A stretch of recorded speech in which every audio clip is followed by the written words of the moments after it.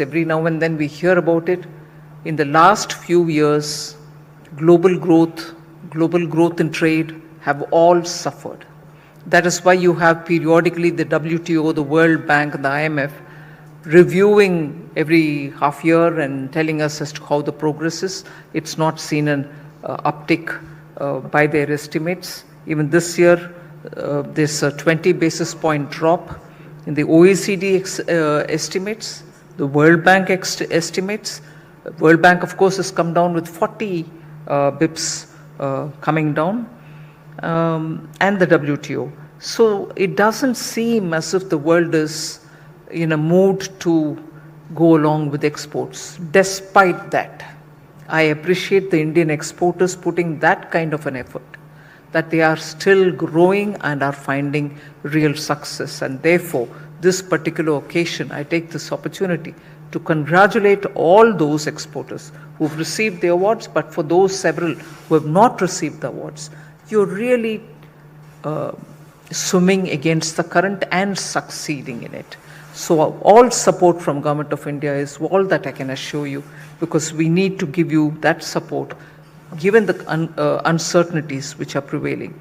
Uncertainties, I thought in 2020 was because of COVID, and in 21 we thought it was because of 21 and 22 we thought it was because of the war, Ukraine-Russia, and then it was also because of the war in Gaza. It was later on the tariff war.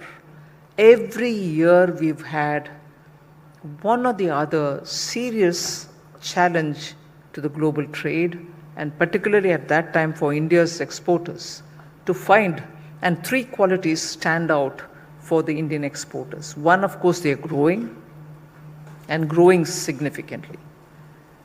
Two, they're not just growing as they were growing earlier. Today they are finding technology infused, high-end products which are getting exported, and that is why you had Pankaj Chaudhary ji identifying pharmaceuticals, IT-related service areas, and automobile and so on.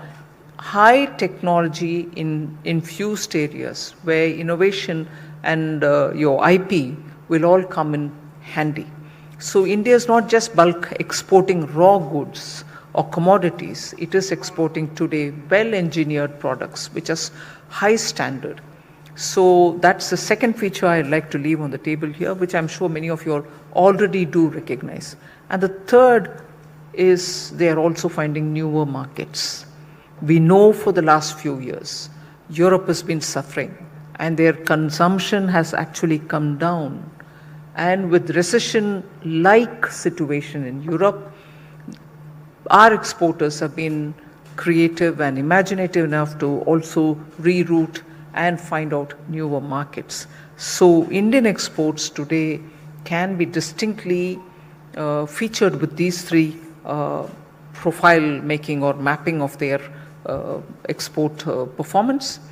And that is where I think survival instincts have shown them that against all the odds that they can perform.